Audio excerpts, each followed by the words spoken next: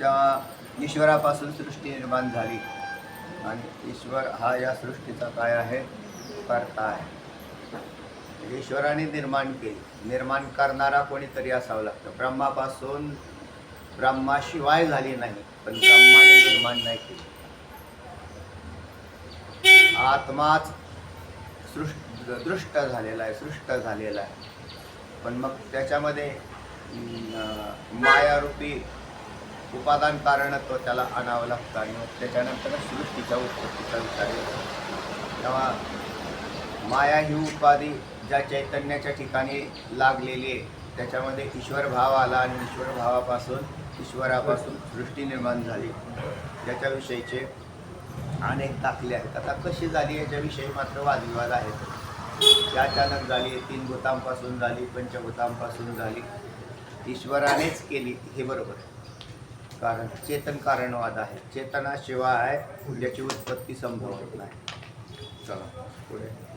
श्लोक संहिता.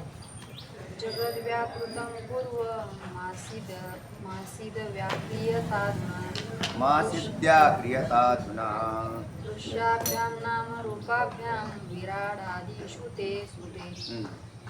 पुढचा श्लोक सांगितला. विराण्यर्मनुर्नरागाव वीरान्यमनुर्नरागाव कराश्वाजाय वस्तता पिपीलकावधी द्वंद्व भीतिवासनेन. जे पूर्वी जे जगत होतं ते अव्यक्त स्पष्ट होतं.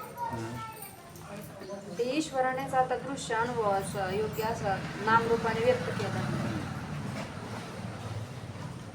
ते नामरूप म्हणजे आकार सांगितले नाही. विराट आदी प्राण्यामध्ये कसं म्हणजे स्पष्टपणे प्रतिभाग त्याच्यात जे पूर्वी जे जगत अव्यक्त अस्पष्ट होतं ते ईश्वराने दृश्य स्वरूपाला आणलं, म्हणजे प्रगट केलं. तर त्याच्यात ईश्वराकडं कारणत्व जातं. ईश्वर आधी कसा बनला तर माया जी उपाधी चैतन्याच्या ठिकाणी आली त्याच चैतन्यात म्हणजे माया विशिष्ट चैतन्यामध्ये शुद्ध चैतन्यात ईश्वर भावाची उत्पत्ती झाली आणि तोच ईश्वर या जगाला कारण झालेला आहे, सृष्टीला कारण.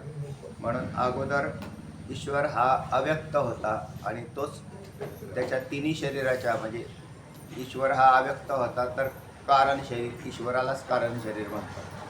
आणि नंतर तो व्यक्त झाला तर तो ईश्वराचं सूक्ष्म शरीर, ईश्वराचं स्थूल शरीर. तर याने तो काय झालेला आहे, व्यक्त झालेला आहे.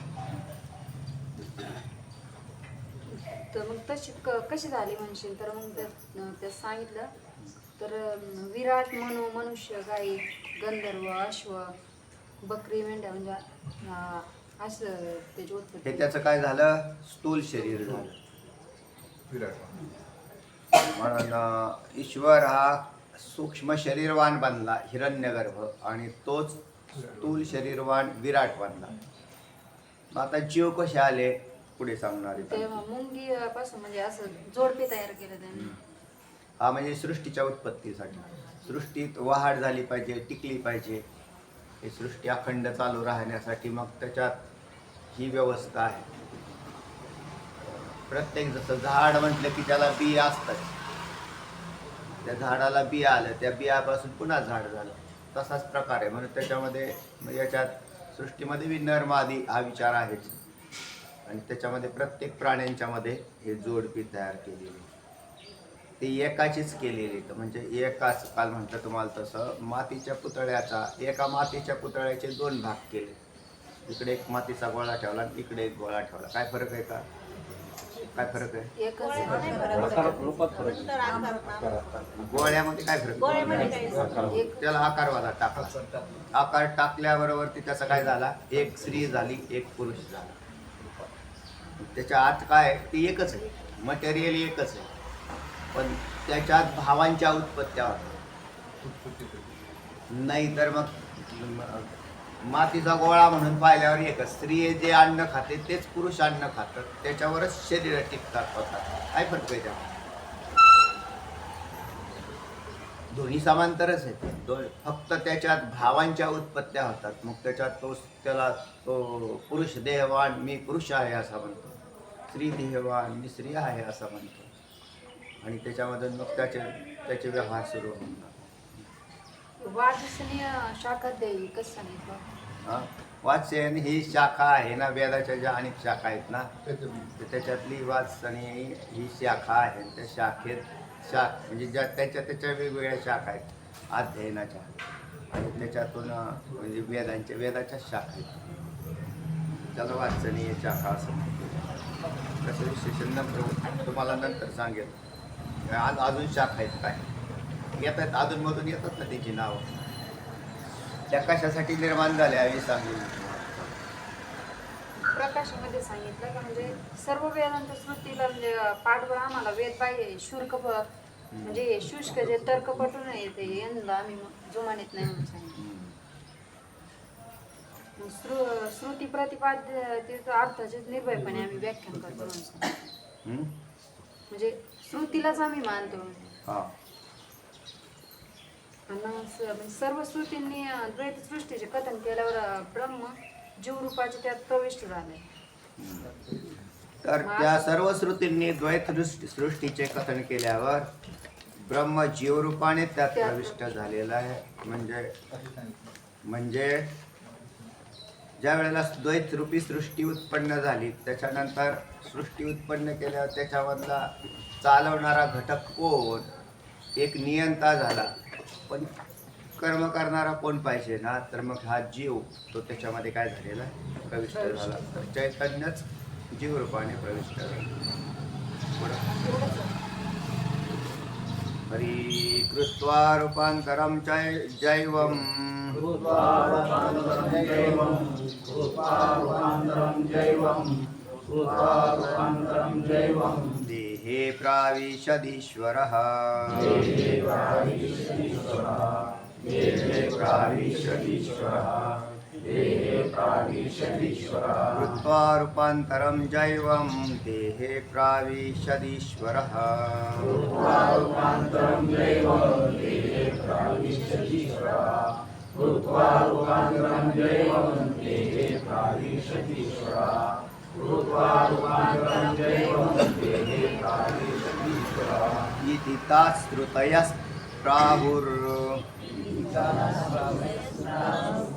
इति ताश्रुतयः प्राहुर्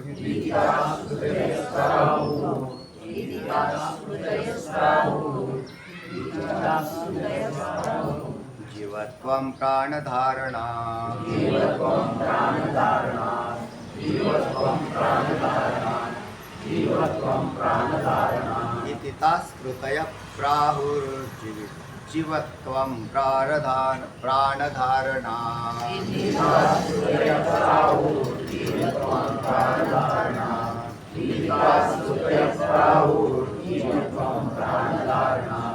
इति ताश्रुतयः प्राहुर्जीवत्वं प्राणधारणा हरि कृत्वा रूपांतरं जैवं देहे प्राविशदीश्वरः इति ताश्रुतयः प्राहुर्जीवत्वं प्राणधारणा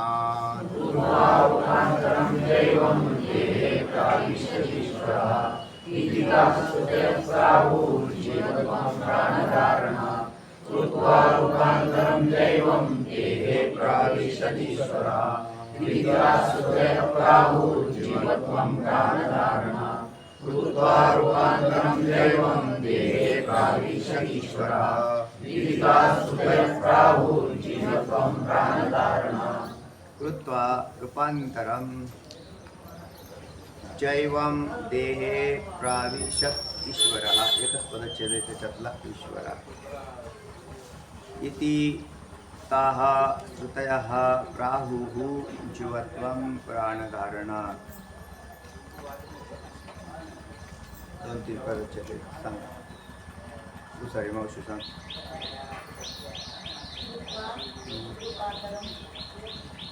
रूपांतरम जैवम म्हणजे जीव संबंधी. प्राविशत ईश्वरः.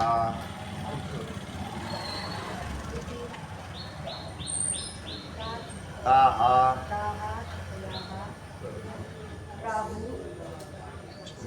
प्राहुः जीवत्वं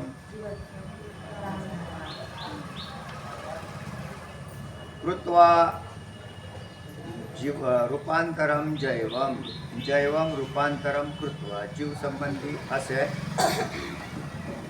निरनिराळे रूपांतरम कृत्वा म्हणजे करून ईश्वर हा देहे प्राविशत ईश्वर हा देहे म्हणजे त्या देहामध्ये प्रविष्ट झाला ईश्वर हा देहामध्ये प्रविष्ट झाला काय केलं प्रविष्ट होण्यासाठी त्याने तर निरनिराळे रूप काय केलं करून निरनिराळे रूप कोणतं गाढव मांजर कर्दब गाय मनुष्य आता वर सांगितलं ना तुम्हाला अश्व निरनिराळं रूप निर्माण केलं आणि त्या निरनिराळ्या रूप करून त्याच्यामध्ये प्रविष्ट झालं प्रत्येक जीवाच्या अंतर्गत ईश्वर असतोच पण म्हणतो ना देव कुठे आहे तर मग तू कोण आहेस तर तू ब्रह्मही आहेस तू ईश्वरही आहेस आणि तू जीवही आहे तो टप्प्याटप्प्याने खाली आलेला आहे जो खाली आला तो जीव झाला त्या जीवामध्ये ईश्वरही प्रविष्ट आहे कारण नेहमी विषय येत राहतो जीवाचे जे 3 शरीरं कोणती 3 शरीरं सोडवण्यात आहेत जीवाचे 3 शरीरं कारण नंतर मला आवाज नाही येत मोठ्याने सांगा हां कारण सूक्ष्म आणि स्थूल तर कारण देह सूक्ष्म देह आणि स्थूल देह स्थूल देह म्हणजे कोणता हे वरचा पिंड त्याला स्थूल देह म्हणतात त्याच्या आत सूक्ष्म देह त्या सूक्ष्म देहासाठीचा नेहमी मी उच्चारणारा श्लोक जो असतो ना तो इथे पुढे आलेला आहे तो 11वा श्लोक मी नेहमी उच्चारत असतो चैतन्यं यदधिष्ठानं लिंगदेहस्य पुनः चिच्छाया लिंगदेहस्था तत्संबोधिमुच्यते नेहमी उच्चारत असतो तो श्लोक इथे तर तेव्हा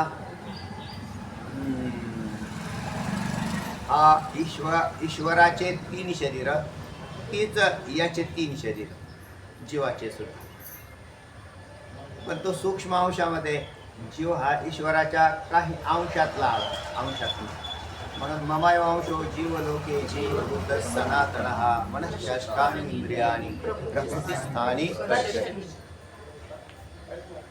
याचा अर्थ असा ब्रह्माचा अंश जीव आहे असं नाही म्हणावं पण ईश्वराचा अंश होतो ममाय अंशो जीवलोके जीवभूत सनातनः मनश्चाष्टानि इंद्रियाणि प्रकृतिस्थानी कर्षति भगवद्गीता तिथं ईश्वर हा ईश्वराचाच एक पार्ट म्हणजे अंश कोण आहे जीव म्हणजे त्या जीवात मग जीवाचे 3 शरीर म्हणजे ईश्वराच्या 3 शरीराच्या अंतर्गत येतात म्हणून जीव कुठून आला तर ईश्वराचाच अविभाज्य घटक जीव आहे तो ईश्वराहून भिन्न नाही म्हणून मग ईश्वरावरून भिन्न नाही पण त्यात उपाधी मिक्स झालेली ईश्वराची एक उपाधी आहे आणि जीवाची एक उपाधी आहे जीवाची उपाधी मलिनतेने परिपूर्ण अशी आहे म्हणून जीवाच्या ठिकाणी स्वतःला जाणण्याची शक्ती निर्माण होत नाही ईश्वर हा आहे त्या स्थितीमध्ये मुक्त अवस्थेत राहतो म्हणजे जशा आहे त्या स्थितीमध्ये त्याच्या ठिकाणी समविषम भाव उत्पन्न होत नाही त्याच्या दृष्टीने जगत निर्माण केलेलं असेल तर त्याच्यामध्ये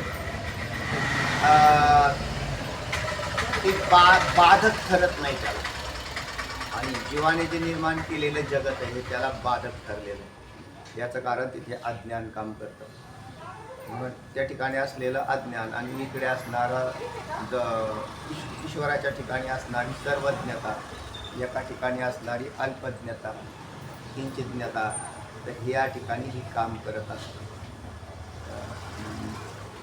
ईश्वराचाच अंश असलेला जीव हा अज्ञ ठरला जातो ईश्वर सर्वज्ञ ठरला जातो आणि ब्रह्म ज्ञान स्वरूप आहे एक ज्ञान स्वरूप आहे एक सर्वज्ञ आहे आणि एक अल्पज्ञ आहे 3 गट झाले ब्रह्माला सर्वज्ञ म्हणू नये ब्रह्म सर्वज्ञ नाही मग काय आहे ज्ञान स्वरूप आहे ईश्वराला सर्वज्ञता येत आणि जीवाच्या ठिकाणी अल्पज्ञता आहे. ज्ञा म्हणजे ज्ञान, अल्पज्ञान ज्याच्याकडे आहे त्याचं नाव जीव असं आहे. ज्याच्याकडे सगळं ज्ञान आहे म्हणून त्याच्या ठिकाणी दुःख नाही. ईश्वराला दुःख आहे का? ईश्वराला दुःख नाही. आणि ब्रह्माला दुःख आहे असं म्हणू नये, सुख आहे असं म्हणू नये. हे लक्षात आलं ना? मग तुम्हाला लक्षात येईल मग ब्राह्मी स्थिती काय आहे. जीवाला म्हणून शास्त्रवंत जीव मुक्त झाला तर ईश्वराच्या ठिकाणी नाही गेला, कारण ईश्वराच्या उपाधीमध्ये तो उपाधी सोडून गेली. त्याने अज्ञानरूपी उपाधीचाच त्याग केला, त्याच्यामुळे तो कोणत्याही उपाधीत राहिला नाही. त्या उपाधीवरून भिन्न स्वरूपाच्याच ठिकाणी जातो. म्हणून तो जीवाची उपाधी काय आणि ईश्वराची उपाधी काय? ईश्वराच्या उपाधीच्या अंतर्गत जीवाची उपाधी आहे. म्हणून जीव मुक्त झाला तेव्हा उपाधीचा संबंधच तोडलेला असल्या कारणाने कुठे गेला तो? ब्राह्मी स्वरूपामध्ये जातो. नाहीतर बरेचसे काही शास्त्रकार बी आहेत ना असे द्वैतवादी, ते म्हणतात की जीव हा ईश्वराचाच भाग असल्या कारणाने त्याचा नाश झाला किंवा लय झाला किंवा बाद झाला तर कुठं होईल? म्हणतात ना. हे मत चुकीचं आहे. कारण उपाधीचा नाही आम्ही सांगत बाद, उपाधीचा बाद झाला पण स्वरूपाचा बाद नाही सांगत आम्ही. तर स्वरूप काय आहे? ब्राह्मी स्थितीच आहे. म्हणून ईश्वराचं स्वरूपही ब्राह्मी स्थितीचं, जीवाचंही ब्राह्मी स्थितीचं, ज्याच्यात अचलता आहे, बदल होत नाही, कुटस्थता आहे, असं जे स्वरूप आहे ते कधीच बदलत नाही. म्हणून जीव हा मुक्त झाला तर ईश्वर स्वरूप होत नाही. ईश्वराचं स्वरूप वेगळं आहे, कारण त्याच्यात माया उपाधी आहे. इथे आम्ही 100% उपाधीचा त्याग सांगतो. आणि ज्याला जमत नसेल त्याचा उपाधीचा त्याग या तर मग तुम्ही वैकुंठादी लोकाला जाऊ शकता. मला उपाधीचा त्यागच करता नाही तर वैकुंठादी लोक बहुत पुण्याच्या अंती तुम्हाला त्या ठिकाणी वैकुंठादी लोकांच्या प्राप्त्या होतात. बाकीचे लोक आहेत ते मग त्यांच्या पद्धतीने हे प्रविष्ट होत असतात, येत असतात. म्हणजे वेगवेगळ्या कर्मगतीनुसार त्यांनी आपापला विचार केलेला असतो. ज्याचं उत्कृष्ट कर्म आहे म्हणजे पुष्कळ पुण्य संपादन केलेलं आहे, शुद्ध पुण्य संपादन केलेलं आहे आणि भगवत प्राप्तीची प्रखरी इच्छा आहे, ते वैकुंठ लोकाला जातात. तिथं वैकुंठ लोकाचे ते अधिकारी ठरतात. पण वासनेचा त्याग झालेला नसतो म्हणून वैकुंठादी लोकांच्या प्राप्त्या संभवतात. जिथे वासनेचा त्याग झालेला असतो तिथं निर्गुण निराकार मोक्ष संभवतो. ज्या ठिकाणी आचरणामध्ये पुण्य संपादन केलेलं असतं त्यांनी कर्म करून, तर त्यावेळेला तिथे स्वर्गाधिकांच्या प्राप्त्या संभवतात. ज्या वेळेला निषिद्ध कर्माचरण करतो त्यावेळेला नरकाधिकांच्या प्राप्त्या संभवतात. किंवा अगदी आता पितृपक्ष चालू आहे ना, तर काही मंडळी पितर लोकांचंही वर्णन आलेलं आहे. मग त्या पितर लोकाला जे पितरांची पूजा करतात ते पितर लोकाला जातात. जे माझी पूजा करतात, माझी भक्ती करतात, जे मला भजतात ते मलाच प्राप्त होतात. यांती देवव्रता देवान पितृयांती पितृव्रताः भूतानि यांती भूतेच्छा यांती मध्याची माम.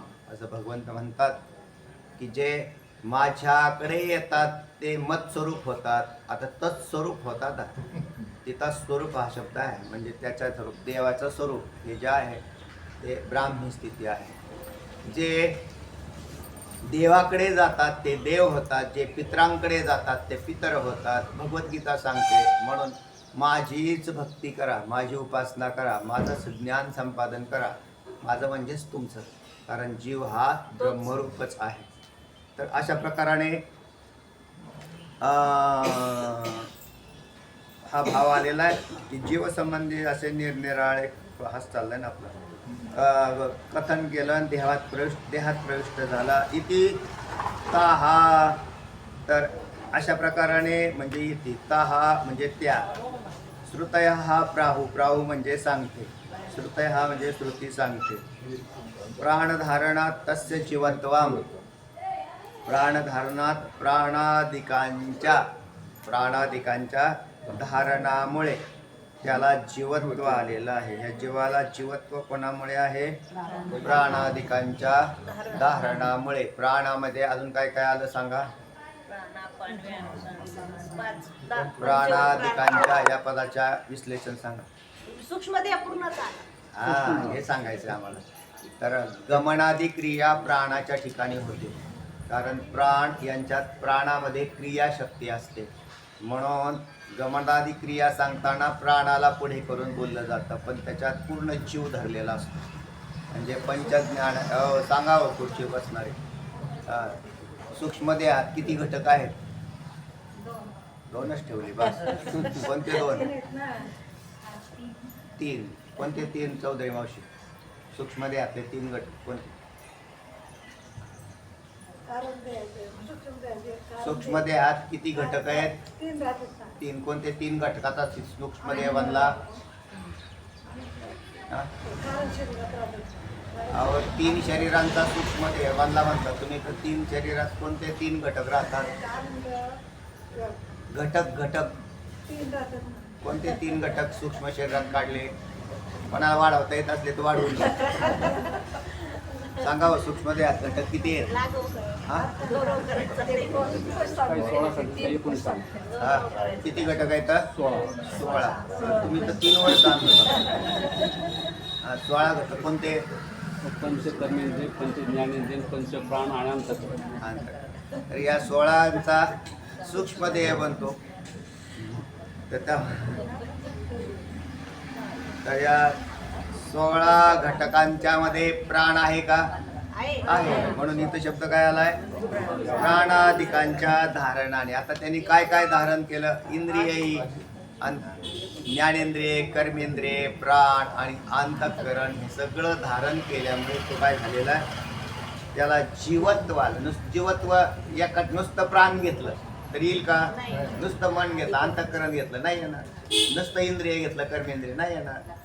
ज्ञानेंद्रिय नुसतं घेतलं नाही येणार. सगळे घेतले तर आलं. तर तेव्हा प्राणादिकामुळे येतं. वाचा. आज वाचणारे कुठे गेले?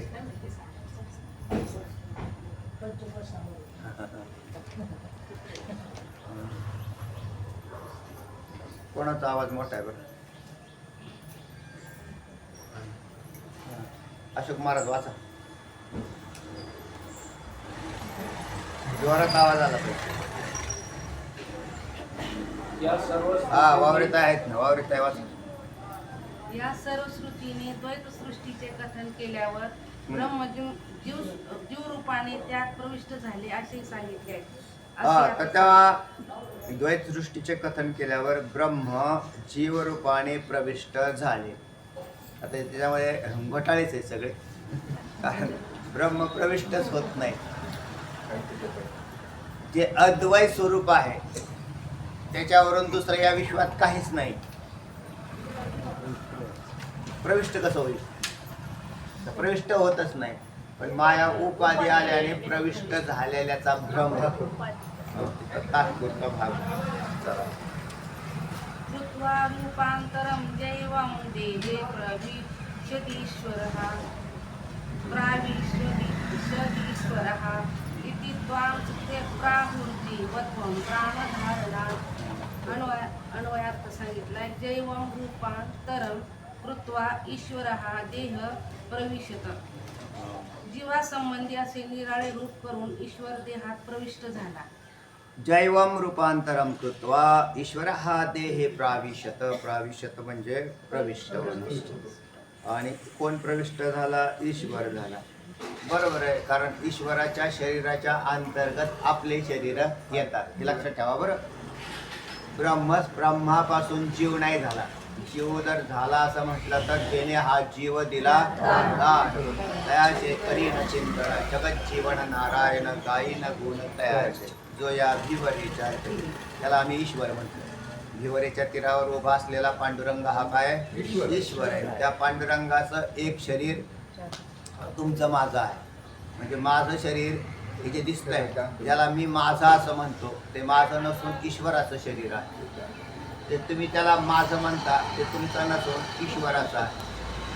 म्हणून जे काय आहे, पण त्याच्यात जीवपणा जो आलेला आहे तो या लिंगदेहाला धरून जीवपणा तयार झाला. तो लिंगदेह या शरीरात प्रविष्ट झाला तर त्यावेळेला तो लिंगदेह सुद्धा ईश्वराच्याच अविभाज्य घटक. लिंगदेह सुद्धा, जीव सुद्धा ईश्वराहूनही वेगळा नाही आणि ब्रह्माहूनही वेगळा नाही. म्हणजे ईश्वराहून वेगळा नाही हे लक्षात घेताना उपाधीचा विचार करायचा. आणि एक निरुपाधिक चैतन्य जे आहे ते जसंच्या तसं आहे, ते कुठे प्रविष्ट झालेलं नाही. पण बोली भाषेमध्ये त्याला तसं म्हटलं जातं. म्हणून ब्रह्माची प्राप्ती होत नाही असं सांगितलं. ब्रह्माची प्राप्ती होत नाही, फक्त अज्ञान उपाधीचा नाश होतो. ते जीवमुक्त झालं. त्याला जीव बनवलं नाही, ब्रह्म बनवलं नाही.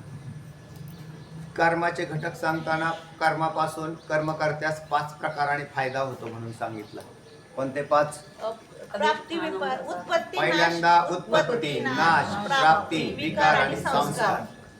हे विचारसागरामध्ये आलेलं आहे, तुम्हाला विषय म्हणून दिला.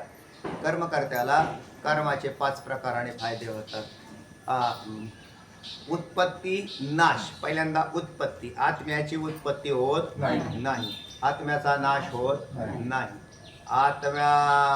आत्म्यात विकार उत्पत्ती होत नाही, आत्म्यावर संस्कारही होत नाही आणि आत्म्याची प्राप्तीही होत नाही. झाले का नाही? या 5ही दृष्टीने आपण जर चिंतन केलं तर असं लक्षात येतं की ज्याच्या उत्पत्ती नाही, नाश नाही, विकार नाही, संस्कार नाही, प्राप्ती नाही, मग म्हटले आम्हाला परमार्थ करून मिळालं काय?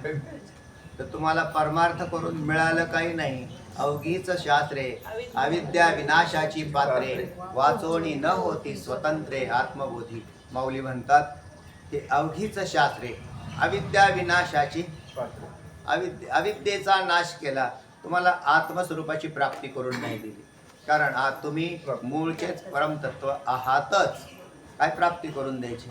पण त्याला तुम्ही हरवले, त्याला हरवले. म्हणून संतांती पाहता दिवसावे, ऐसे हरपले आपण पे पावे, ते संतांते पाहता दिवसावे, म्हणून वाणावे ऐकावे तेची सदा.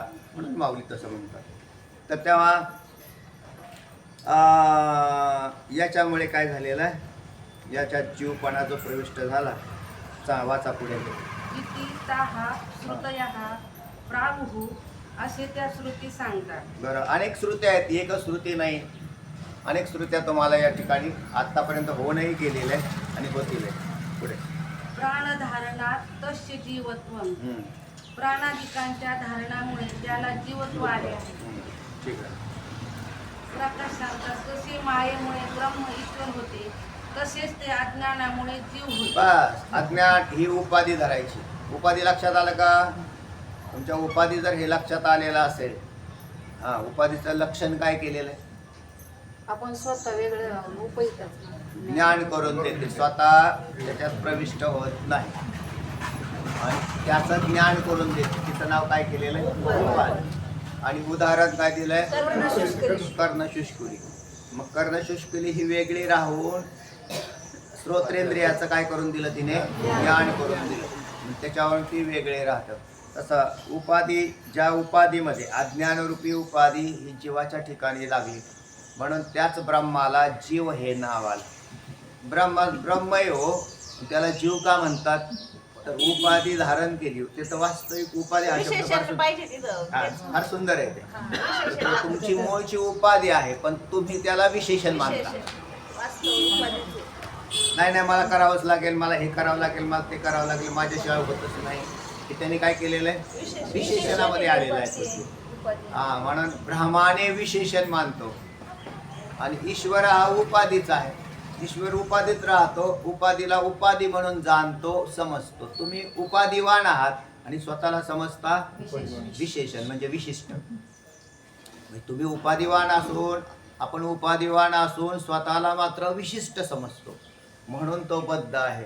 तो ज्या दिवशी उपाधी समजेल, संतांसारखे संत हे उपाधीत राहतात आणि उपाधी म्हणून मानतात म्हणून ते मुक्त अवस्थेत राहतात. ईश्वर उपाधीत राहतो, उपाधी म्हणून मानतो म्हणून तो नित्यमुक्त असतो. ईश्वर कसा आहे? नित्यमुक्त आहे. जे कोणी साधक प्रयत्न करतात आणि या जी उपाधी आहे तिला उपाधी म्हणून ज्ञान करून घेतात तर ते मुक्त होतात. जे उपाधीत राहतात पण विशिष्ट म्हणून राहतात ते बद्ध असतात. लक्षात आलं? एक आहे तो, आणि ज्याला उपाधीच नाही त्याचं नाव ब्रह्म. ज्याला कोणतीच उपाधी नाही, त्याच्या ठिकाणी एकही उपाधी लागलेली नाही, त्याचं नाव ब्रह्म. म्हणून जगत झालं जगतच झालं नाही. जगत झालं नाही तर ईश्वर भावही नाही, आणि ईश्वर नाही तर जीवही नाही. पण ते म्हटले आम्हाला पटत नाही. मग पटत नाही तर तुम्हाला काय पटलं? म्हणजे आम्ही जीव आहोत. तर मग शास्त्र म्हणतो तुम्ही जीव नाही तर तुम्ही ब्रह्मच आहात. मग तुमची जी उपाधी आहे ती ईश्वराच्या उपाधीच्या अंतर्गत आली. त्या एकदम सुटसुटीत आहे. तर हे सगळं लक्षात आलं की तो जीव मुक्त होऊन जाईल. पण त्याला नुसतं कळण्यावर नाही, त्याच्यावर आरूढ व्हावं लागेल. समजण्यासाठी वेगळं पुण्य लागतं, पटायसाठी वेगळं पुण्य लागतं, आणि मुक्त व्हायला वेगळं पुण्य लागतं. एकाच पुण्याने सगळं कामं होत नाही. म्हणून त्याच्यामध्ये पुण्य म्हणजे ही निष्काम पुण्य आहे बरं. सकामतेचा तर विषयच नसतो इथे. तर तेव्हा अशी काही उत्तुंग पुण्य घेऊन जो कोणी येतो तर तो याला उपाधी म्हणून जाणायला लागतो. ही उपाधी आहे. म्हणून आमच्या संत महात्म्यांनी काय केले, त्यांच्या पुण्याने त्यांनी ते काय केली, उपाधी म्हणून जाणली, मुक्त होऊन गेली. या उपाधी माझी गुप्त चैतन्याशी सर्व करते ते तत्वज्ञ संत स्वीकार. या उपाधी माझे गुप्त चैतन्य असे. पण उपाधीला उपाधी ही मान्यता दे. दुसरा आहे जसं तुकोबराय भक्ती करताना म्हणतात की उपाधी वेगळे तुम्ही निर्विकार, काहीच संसार तुम्हा नाही. ऐसे मद करुणी ठेवा नारायणा, समूळ वासना निर्वाळ. तर उपाधी वेगळे तुम्ही निर्विकार. कोण आहात उपाधी वेगळे? उपाधी वेगळे कोण आहात? इथं ईश्वर ईश्वर. उपाधी वेगळे तुम्ही निर्विकार. देवाकडे म्हणतात नारायणा. तर हे तुम्ही उपाधीत आहे, उपाधीत राहता, पण उपाधीचा संग होत नाही. तिथंच ना उपाधी, जो संग राहत नाही, करत नाही. आणि संग केला म्हणजे संग न करण्यासाठी वेगवेगळे तुम्हाला युक्त्या सांगतो मी नेहमी, किंवा शास्त्रही सांगता येते. आता सांगितल्याप्रमाणे का एकाच मातीच्या गोळ्याचा आहे, तोच गोळा नामारूपाला आला. अव्यक्त ते आकारले, रूपा आले बळीवंत गुणवंत. अव्यक्त ते अव्यक्त कोण? ईश्वर. आणि तोच ईश्वर हा रूपाला आला आणि जीवसृष्टी बनला. संपूर्ण जेवढे दिसते तुम्हाला जीवसृष्टी हा कोण आहे? ईश्वर आहे. त्याच्यावरून वेगळा काहीच नाही. म्हणजे ईश्वरावरून जीवसृष्टी भिन्न नाही. तर तेव्हा अशा प्रकाराने आकाराला आलेला आहे. त्याच्यातले आकार नामरूप येथे काळानुसार उत्पन्न होतात, नाश पावतात, कारण ते नामरूपच असतात. ब्रह्म उत्पन्न होत नाही, नाश पावत नाही. आणि ईश्वर हा सृष्टीचा नियंता असल्याने सृष्टीमध्ये हे बदल घडताना दिसून येतो, कारण कर्मसापेक्षित उत्पत्त्या होतात. तर अशा प्रकाराने या सृष्टीची या सगळा लेखाजोखा आहे. महत्त्वाची गोष्ट यातली एवढी झाली आहे, लक्षात आली की ईश्वरच जीव रूपाने प्रविष्ट झालेला आहे. लक्षात आलं?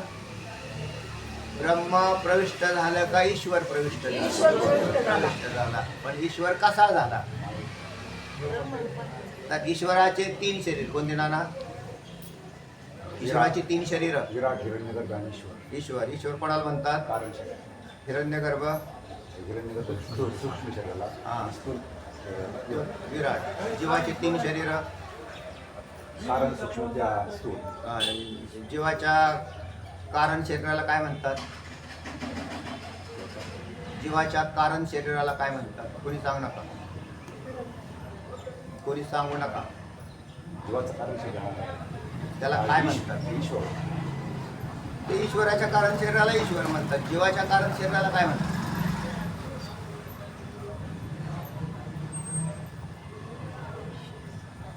काय वाटतंय? प्राज्ञ. ते तुमच्यापेक्षा चांगला अभ्यास करायला लागले बघा. आणि जीवाच्या सूक्ष्म शरीराला काय म्हणतात? जीवाच्या सूक्ष्म शरीराला काय म्हणतात? नाही माहिती. पावरे काका तुमच्यापेक्षा ते चांगले अभ्यास करायला.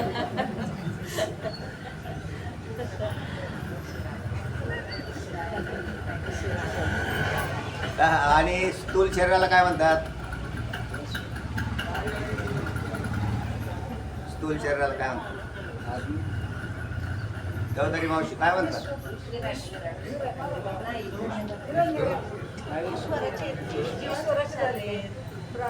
काय म्हणतात शेडे साहेब? विश्व. तुम्ही सगळे 2-4 सांगतात, त्यातलं एक घ्या.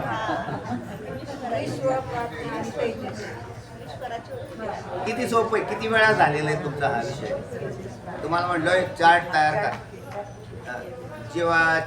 जीवाचे 3 उपाध्या. सूक्ष्म जीवाचे कारण, सूक्ष्म, स्थूल. जीवाची कारण उपाधी. कारण उपाधिवान जीवाला प्राज्ञा, सूक्ष्म उपाधिवान जीवाला तैजस आणि स्थूल उपाधिवान जीवाला विश्व. आता ईश्वराच्या ठिकाणी आलो आपण, तर तिथंच ईश्वराच्या कारण शरीराचंच नाव ईश्वर. आपण जे ईश्वर ईश्वर करत असतो ते त्याचं कारण शरीर आहे. आणि सूक्ष्म शरीराला हिरण्यगर्भ किंवा सूत्रात्मा असं म्हणतात. दुसरं आहे. आणि ईश्वराच्या स्थूल शरीराला विराट किंवा वैश्वानर असंही पद आले, तर त्याला असंही म्हणतात. तर याच्यात मग आता तेच विराट जे आहे, तर विराट काय चाललेलं आहे विराट?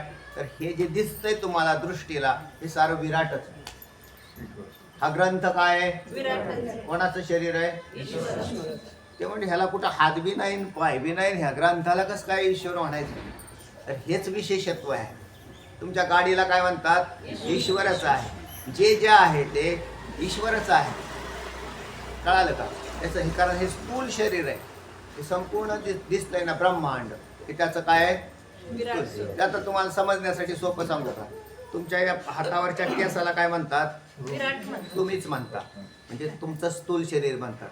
आता ह्या केसाला कसं काय असतो? एक केस काढला मी आणि असं तुम्हाला दाखवलं, ते म्हणजे ह्याला काय म्हणतात? वास्तव विराटच आहे, पण म्हणणार आम्ही तसं. काय म्हणतात? वास्तव विराटच आहे. केसाला काय म्हणतात? विराट म्हणायला पाहिजे, पण आपण नाही म्हणत. आज तुमचं स्थूल शरीर आहे का नाही? ते तुमच्या शरीराचा अविभाज्य घटक आहे ना, मग तुम्ही त्याला स्थूल शरीर म्हणा ना. नाही म्हणत आपण. तोच प्रकार याच्यामध्ये आलेला आहे. या शरीरात किती भूतं टाकले आपण? 5 भूतं. आणि हे भौतिक जे विराट दिसतंय ते 5च भूतांचं आहे. फक्त याच्यामध्ये म्हणजे याला विशिष्ट प्रकाराने बनवलेला असल्या कारणाने या शरीराला, याला आम्हाला शरीर म्हणतो आमचं, पण याला आम्ही विराट म्हणत नाही. या शरीराच्या स्थूल शरीराला आम्ही विराट म्हणत नाही, कारण आमची बुद्धी तिथे अडथळा तयार करते की याला कसं काय विराट म्हणायचं. आणि याला म्हटलं आता याला कसं काय म्हणायचं बाबा विराट? अहो पण हे बी एक शरीर आहे ना. काल तुम्हाला सांगितलं परवा, हे काय आहे? कोणाचं? वनस्पतीचं शरीर आहे. त्याच शरीर म्हणून जेवढे दिसत आहे हे सारं विराट आहे. जेवढी शरीरं दिसत आहेत हे विराट म्हणजे ईश्वर स्वरूप आहे. आणि आता त्याच्यात जीव, जड आणि चेतनाचा गट तयार झाला. त्याच्यातला जो जड चेतन गट आहे म्हणजे जीव म्हणून स्वतंत्र, हे सूक्ष्म शरीराच्या अंतर्गत गेले. पण हे सूक्ष्म शरीर आहे कोणाचं? तर त्या ईश्वराचं. म्हणून हिरण्यगर्भच अवतरित झालेला आहे तुमच्यामध्ये, माझ्यामध्ये. तिसरा भाग आहे कारण शरीर, जीवाची कारण शरीर. हे सुद्धा ईश्वराचा अविभाज्य घटक आहे. म्हणून ईश्वरच स्थूल सूक्ष्म कारण रूपामध्ये प्रविष्ट आहे. म्हणून भगवद्गीता म्हणते ममैवांशो जीवलोके जीवभूत सनातनः मनःषष्ठानि इंद्रियाणि प्रकृतिस्थानि कर्षति. हा जीव प्रकृतीच्या अधीन जाऊन तो त्या विषयाच्या अधीन गेला आणि आकर्षित होऊन तिथे राहिलेला आहे. जसा एखाद्या भुंग्याने पराग सेवन करत राहावं आणि त्याच्यामध्ये जन्माच्या जन्म काढावं, मेला तरी त्याच्यातच मरते. त्या भुंग्या त्या फुलामध्ये मकरंद सेवन करता करता त्याच्यातच मरतो तो भुंगा, पण त्या फुलाला सोडत नाही. हीच अवस्था जीवाची झाली. या देहापासून त्याला भूक प्राप्त होतात. म्हणून देहात प्रविष्ट झालेला हा जीव भोगाकडे आकृष्ट होऊन तिथेच मरतो आणि पुन्हा जन्म घेतो, मरतो, पुन्हा जन्म घेतो.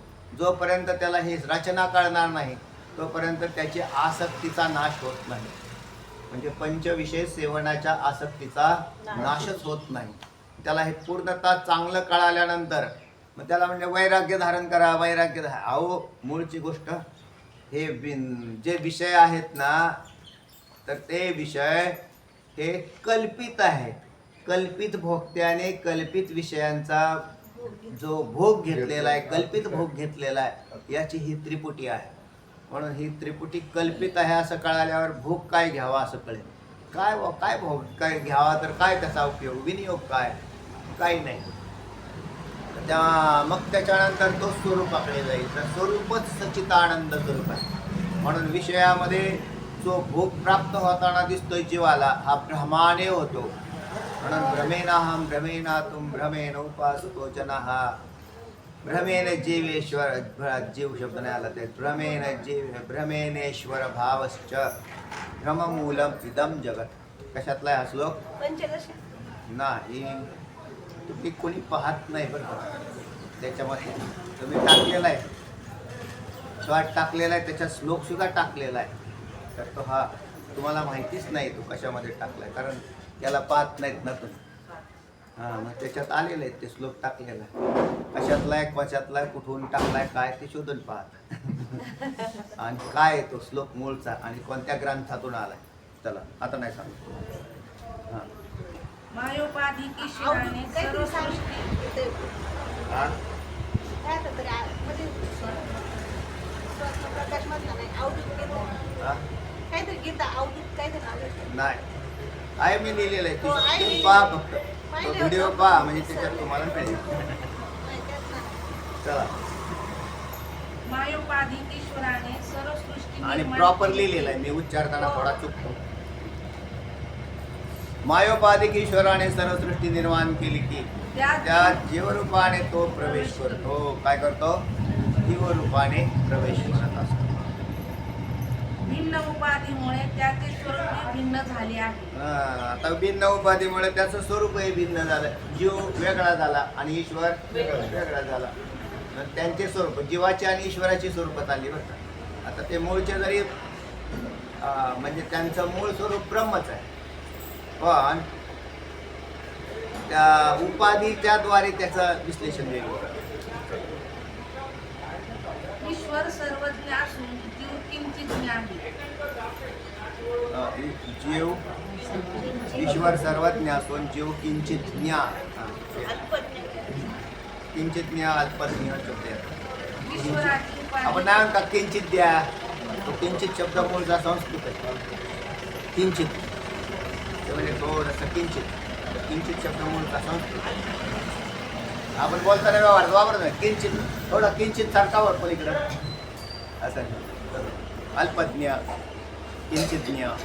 ईश्वराची उपाधी ज्याच्या अधीन असल्यामुळे सुख दुःख पाप पुण्य राग द्वेष इत्यादी भाव त्याच्या ठिकाणी नाही. तुम्हाला सुद्धा कळालं ना, तर तुम्ही त्याच्यातून वेगळे होताल. हे म्हटले त्याला काय आम्ही कळत नाही म्हणूनच तो अंगीकार करतो. लोक रडतात तरी का रडतात? न कळल्यामुळे रडतात.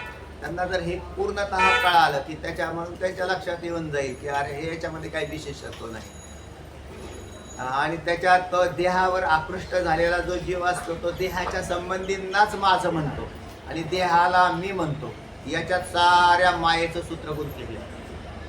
जो कोणी मी देह असा म्हणून जगल तर तो दुःखी, सदा निराश, असा कधीतरी त्याला एखादा विषय प्राप्त झाला की तात्पुरता हुरळलेला, लगेच काय घटना घडली की का पार रडायला लागलेला असा तो दिसणार. कारण ते त्याला जाणत नाही. जो कोणी जाणतो तो मुक्तच होऊन जातो. त्याला ते कळतं त्याला की नाही हे काय, हे ज्ञान अगोदर तयार करावं लागतं. मानवी शरीर जोपर्यंत तुम्ही ठणठणीत आहात, तब्येत चांगली आहे प्रकृतीची सुद्धा, किंवा ज्ञान उत्कृष्ट आहे, त्यावेळेला हे तयार करून ठेवायचे. स्वयंपाक भूक लागल्यावर नाही खायचा, भूक लागल्यावर खायचा, पण भूक लागल्यावर नाही तयार करायचा. आधीच तयार करून ठेवावा लागतो. म्हणजे मग त्याला काय होतं ते तयार. नाहीतर मग काय होऊन जातं, सगळ्या जीवांच्या फजित्या झालेल्या आहेत. म्हणजे जीव दुःखी दिसतात ना, त्याचे कारण मीमांसा ते नाही शोधत, कारण ते नुसते त्यावेळेला दुःखी असतात. त्यांना काय तुम्ही समजून सांगू शकता?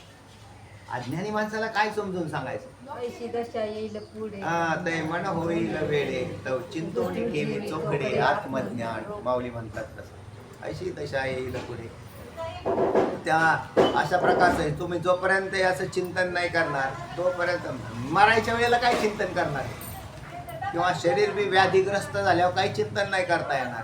पण व्याधीग्रस्त शरीरातलं ज्ञान नष्ट होत नाही, हे लक्षात ठेवा बरं.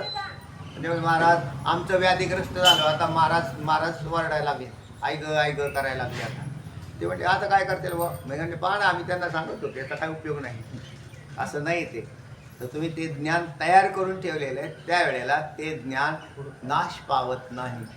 व्याधी शरीराच्या असतात आणि त्यावेळेला तो व्याधीग्रस्त होऊन कदाचित तो शरीराच्या, असं म्हटलंय ना विचारसागराचा विषय आलेला की तो कदाचित तो ज्ञानी महात्मा तळमळत जाऊ, असा शब्द तळमळत जाऊ, तळमळत जाऊ. त्या काय म्हणले, काय अर्थ, काय तळमळणं हा शब्द कोणाचा आहे? त्या शरीराच्या ठिकाणचा. ज्ञान नाही तळमळत. ते डॉक्टर महाराजांचं सांगितलं ना मी तुम्हाला, ते त्या ज्या वेळेला आपले सुरेगावचे महाराज स्वामी. आनंदाश्रम स्वामी, ते त्यांचे गुरुवर्य, तर तेव्हा ते नेहमी सांगत असतात त्याच्यात. तर ते म्हटले शेवटच्या त्यांना त्रास होत होता, मग ते बोलायला, तर ते म्हटले मग तुम्हाला त्रास होतोय आपल्या गुरुजींना बोलायला, तर मग आता म्हटले त्यांच्याकडून कशाला जास्त कथन करून घ्यायचं. तर तेच म्हणायला लागले, सरपणी घाला पाताळी अंग गोळ कोणी सांभाळे ते ओव्या म्हणत होते ते तर त्यावेळेला त्यांनी ते सांगितलं, म्हटले अरे बोला ना म्हटले, पण म्हटले महाराज तुम्हाला त्रास होतो, आता त्रास तो होणारच आहे म्हटले. तेव्हा मला बोलून तेव्हा मला म्हणतो तू माझा देव जाऊ शकतो पण तुम्हाला अनुभव कोण सांगेल असं म्हटले ते. माझा याचा अनुभव मी आता तुम्हाला सांगतो ना म्हटले. म्हटले तुम्हाला त्रास होतो ना, असू दे ना. तर ते अशा प्रकाराने कथन केलं. होय म्हणत. तर त्या चांगली गोष्ट आहे. तर तेव्हा हे ज्ञानी पुरुषाचे सुद्धा शरीरात ज्या वेळेला काय होतात, आता अण्णांच्या बाबतीतही तसंच झालं होतं. ज्या वेळेला ते हे होते ना, तर ते म्हटले अरे मला मरू दे, जाऊन दे म्हणे, मरून दे तरी. ते हरी महाराजांना म्हणते काढून टाक म्हटले ते नाकाचं, नाही हे लावलेलं असतं ते श्वास ऑक्सिजन. ते म्हणते काय करायचं, जाणं ना मरायचं जायचं, त्याची काय विशेष आहे. ती काढून टाकलेलं चांगलं ना म्हटले, ती काय कशाला विनाकारण ठेवले. तरी काय, कारण त्याचा तो देहाशील नाही, त्याच्यावरून तुम्ही परीक्षा पात्र असताल. शरीर आणि तर ज्ञान नाश पावत नाही. महात्मा पुरुषाचं ज्ञान नाश पावत नाही, त्यांनी निर्माण करून ठेवलं, अगोदरच झालेलं आहे. कारण एकदा जळून गेलेली गंज परत ताजीतवानी होत नाही. एकदा गंज जळून गेली. म्हणजे त्याच्याविषयी काही चिंतन नाही. पण म्हणून हे ज्ञान करू काय म्हणले तुम्ही होई, ते आत्मज्ञान ऐशी दशा येईल पुढे, मन होईल वेडी, चिंतोनी ठेवी चोखडे, आत्मज्ञान सुंदर होईल. वाचा.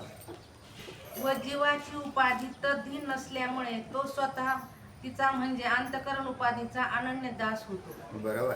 उपाधीचा अनन्य दास कोण झाला? जीव झाला. आणि ईश्वर नाही झाला. उपाधीत राहू नये म्हणून तिथं तुकोबराय म्हटले की उपाधी वेगळे तुम्ही निर्विकार, काहीच संसार तुम्हा नाही.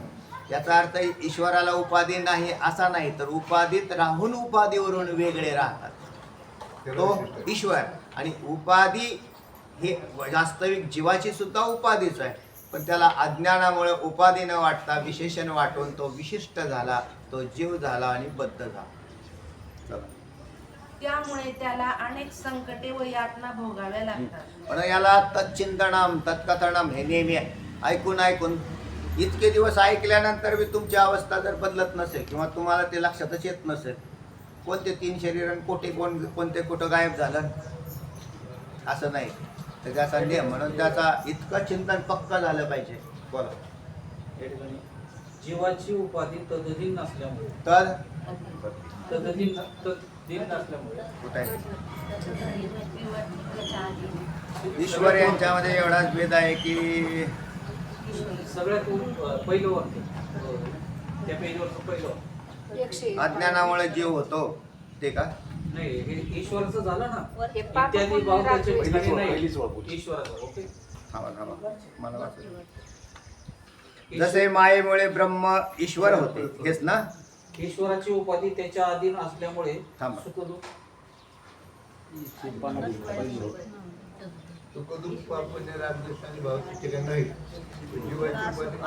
हा, ईश्वराची उपाधी त्याच्या अधीन असल्यामुळे, उपाधी कोणाच्या अधीन आहे? ईश्वराच्या. म्हणून सुखदुःख पापपुण्य राग द्वेष इत्यादी भाव त्याच्या ठिकाणी नाही. त्याच्या पुढचं आता त्याच्यातही नाही तर म्हणण्यामध्ये नाही तर मग कशाला निर्माण केलं यांनी? तर कल्पित मानता येतात आपल्याला.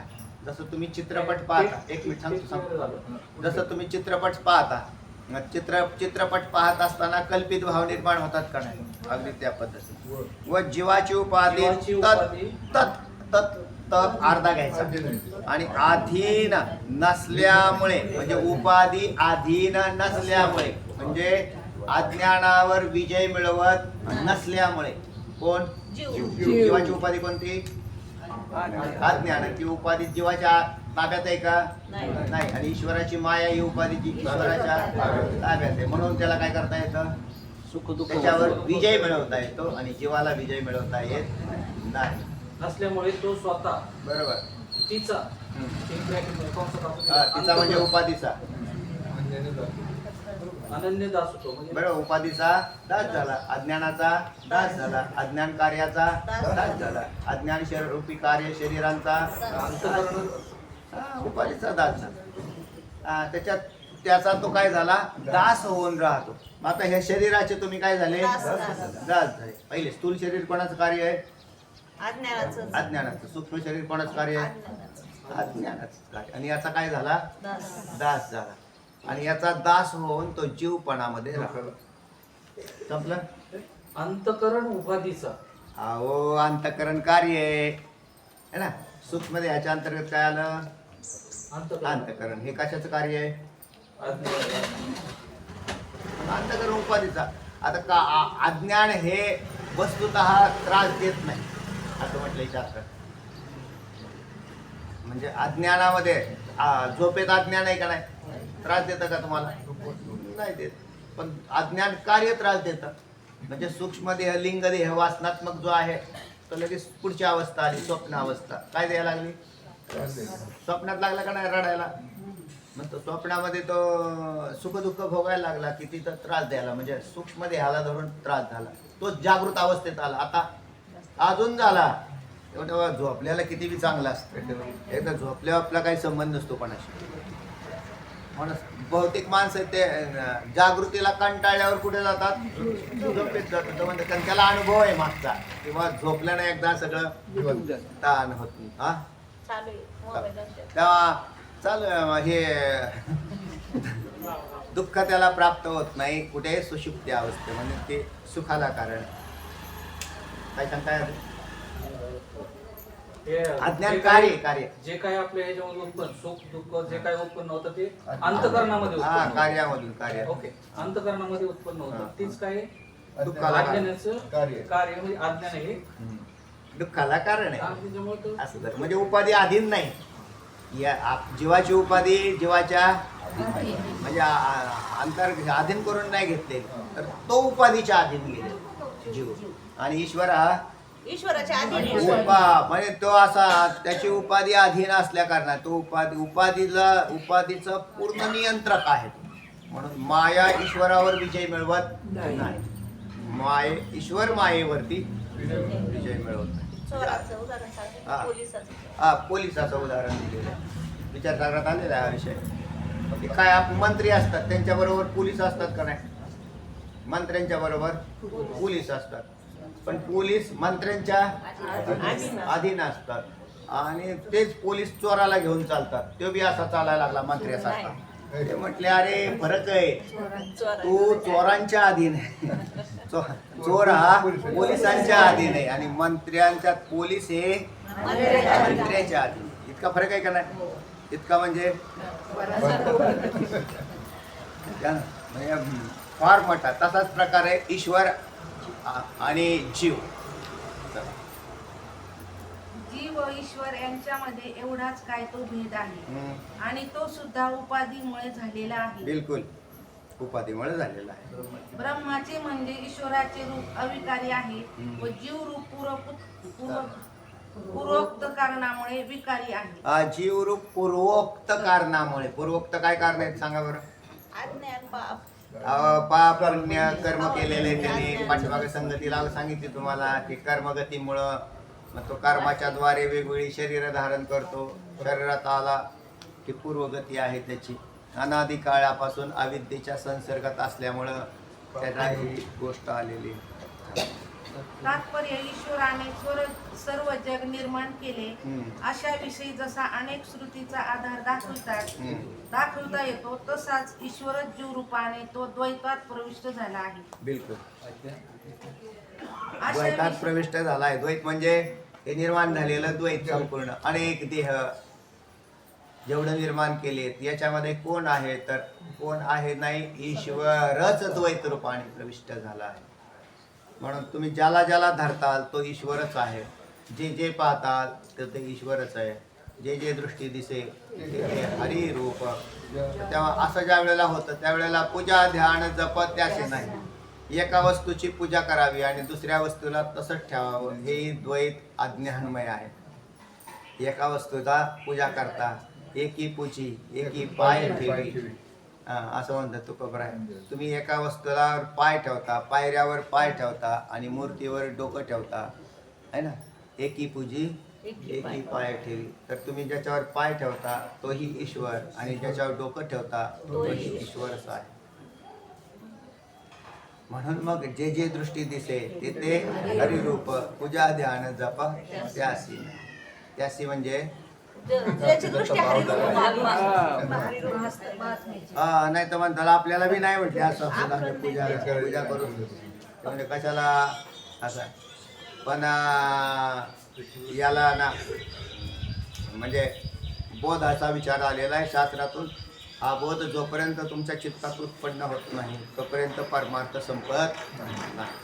परमार्थाचा एक वेळ नाश होत असतो म्हणजे संपूर्ण परमार्थ तो संपला. काय परमार्थ? परम अर्थाची प्राप्ती झाली की परमार्थ संपतो. तसा संसार कधीच संपत नाही. संसार कधी, कारण मागं अनेक जन्म घेतले तुम्ही आम्ही. प्रत्येक वेळेला एखादं कुटुंब कुठलं तरी पाहिलं की एखादं शरीर कुठलं तरी घेतलं, त्याच्यात राहिले, परत त्याच्यातून बाहेर पडले, परत आणखी आत्ता आले. आत्ता आल्यावर काय, परत माझी बायको, माझी पोरं, माझी नातवंड, माझं जमीन घरदार जमला ते यमला त्याच्यातच मेला असंच. आणि पुढच्या वेळेला परत जन्म घेतो. हे अज्ञान इतकं दृढ आहे. वास्तविक ते अत्यंत विरल आहे. वास्तविक ते अत्यंत म्हणजे घनदाट आहे. एक नाहीच आहे आणि एक फार घनदाट आहे. असे दोन विचार आहेत त्याच्यात. जो गुंतलेला आहे त्याच्या दृष्टीने फारच घनदाट आहे, कारण त्याची बुद्धी काम नाही करत. त्याला तो ते काय करेल तेव्हा? त्याची बुद्धी काम करत नाही, म्हणूनच तो गुंतलेला आहे त्याच्यात. याच्यातून बुद्धिनिश्चय आत्मज्ञान ब्रह्मरूप भावी आपण आपण ब्रह्मनिष्ठा राखे पूर्ण तत्परायण आहरणीशी. तो सुटला, एक सुटला आणि एक बद्ध झाला, तो तसाच राहिलेला. काय किती सांगावं त्याला, किती सांगितलं तरी ते काय ऐकतच नाही तो. तर तेव्हा याविषयी श्रुत्याधार आहे. म्हणून काय करायला पाहिजे? जर आपल्या जीवनाचं काय सार आहे, आपल्याला कुठलं दुसरं काहीच प्राप्त करायचं नाही, काहीच 100% काहीच नाही. अगदी शरीराचा सुद्धा जो भाव ठेवलेला आहे ना की याचं काय करायचं, खायला लागतंय महाराजन, प्यायला लागतंय, ते किती लागतं हो, तेवढं तर सहज देवाने दिलेलं आहे. सहजतेनं दिलं तरी लोक चिंतन नाही करत, फालतू चिंतनामध्ये वेळ घालवतात. म्हणून हे ग्रंथ हातातूनच न ठेवण्यासारखे. म्हणजे ते ठेवा, हा जे जो याला मुकला ना तो सर्वस्वाने मुकलेला आहे. आणि काय आपण ज्याला म्हणतो ना मला करायचं राहिलं, हे करायचं, आणि ते काय करायचं, तुम्हाला काय करायचं? काय नाही, काहीच करायचं नाही. या विषयात काही करण्यासारखंच नाही. भ्रमाने त्याला करण्यासारखं वाटतं. जे होतंय ना ते आपोआपच होणार आहे. तुम्ही त्याची काळजी सुद्धा करू नका. म्हणजे तुम्हाला ज्याची काळजी असेल ना त्याचं काय करायचं, काय नाही होणार. की दररोजचा दिवस म्हणजे जो जो दिवस सगळ्या प्रश्नांचं समय हा एक उत्तर आहे. हे एक लक्षात ठेवा. सगळ्या प्रश्नांचं समय म्हणजे वेळ हे एक उत्तर आहे. एखादा मनुष्य फार दुःखी असला त्या दुःख नाशासाठी पुष्कळ प्रयत्न करत राहतो, पण नंतर असं त्या लक्षात येतं की 4-5 वर्षांनी ते सहज निघून गेलेले. त्याचा जो कालावधी असतो ना त्याच्यातून तर ते सहज निघून गेलेला असतो. तुम्ही विचार कशासाठी करत होते ना? म्हणजे आता काय करायचं, आता काय नाही, जे करता येईल तेवढं करत राहा, पण त्याचं चिंतन करू नका आणि दुःखी होऊ नका. आणि मग जे होणार आहे ते सहज होणार आहे. तुम्हाला काही प्राप्तीची इच्छा असेल तर मग मात्र तुम्ही दुःखी आहे, त्याच्यात काही शंका नाही. कारण तुम्हाला प्राप्तीची इच्छा आहे. जे जे पदार्थ प्राप्त होतील ते पदार्थ मायामय असतील. एक फक्त चैतन्यच असं आहे जे प्राप्तच होत नाही, ते तुम्हीच आहात. चल, झालं का आपलं? अच्छा अच्छा. अनेन जीवेन आत्मा अनुप्रविश्य, अशा प्रकारची वेदाची श्रुती आहे. हा आत्मा हा जीवामध्ये प्रविष्ट झालेला आहे. म्हणजे अनेक जीवामध्ये अनेन जीवेन आत्मा अनुप्रविश्य, हाच आत्मा अनेक जीवामध्ये प्रविष्ट, किंवा ब्रह्म म्हटले ना वरती, ब्रह्म प्रविष्ट झालेलं आहे असं म्हणतात. तर ब्रह्म मूळ आलतं ना, अगोदर काय आलतं? ब्रह्म असं लिहिलंय त्यांनी की ब्रह्म जीवरूपाने त्यात प्रविष्ट झाले आहे, असं एक पद आहे ना. त्याची श्रुती आहे वरती आलंय ना, या श्लोकाच्या वर आलंय ब्रह्म जीवरूपाने त्यात प्रविष्ट झाले आहे. आणि हा अर्थ आहे त्याचा, म्हणजे ही श्रुती आहे त्याची. अनेन जीवेन आत्मा अनुप्रविश्य. तर स त्यातलीच आहे पुढचा भाग दिलेला की सहा एतम एव सीमानम विदार्य, आणि पुढे डॅश डॅश केला म्हणजे ती श्रुती ड्रॉप केली त्यांनी. तद एव अनुप्रविशत, म्हणजे त्याचाही अर्थ तोच आहे की हे परमतत्व या जीवस्वरूपामध्ये काय झालेलं आहे? प्रविष्ट झालेलं आहे. इत्यादी ही दुसरीकडली श्रुती आहे. परंतु निर्विकार ब्रह्म सविकार कसे होते अशी शंका घेऊ नये. अशी शंका घेऊ नये. तुम्हाला अगोदरच म्हटलं होतं निर्विकार ब्रह्म आणि कसं काय प्रविष्ट झालं? जो पदार्थ परिच्छिन्न असतो त्याला येणं जाणं असतं, म्हणून जीव हा परिच्छिन्न नाही. जीव परिच्छिन्न नाही म्हणून तो जीवाचं स्वरूप परिच्छिन्न नाही, जीवात्मा परिच्छिन्न नाही. आणि जीवात्मा परिच्छिन्न झाला तर उपाधीच्या द्वारे काय झाला? परिच्छिन्न झाला. स्वरूपाच्या द्वारे परिच्छिन्न झालेला नाही. तर तेव्हा ब्रह्म निर्विकार ब्रह्म सविकार कसे होते? तर सविकार होतच नाही. पुढे कारण ब्रह्माने तीव्र शरीराशी तादात्म्य पावणे म्हणजे तद्रूप होणे म्हणजे जीव होणे आहे. जीव प्राण धारणे असा पाणिनी मुनिकृत धातुपाठ आहे. पण जीवत्व म्हणजे तरी काय हे आता पुढच्या वेळेस कुंडली करता विठ्ठल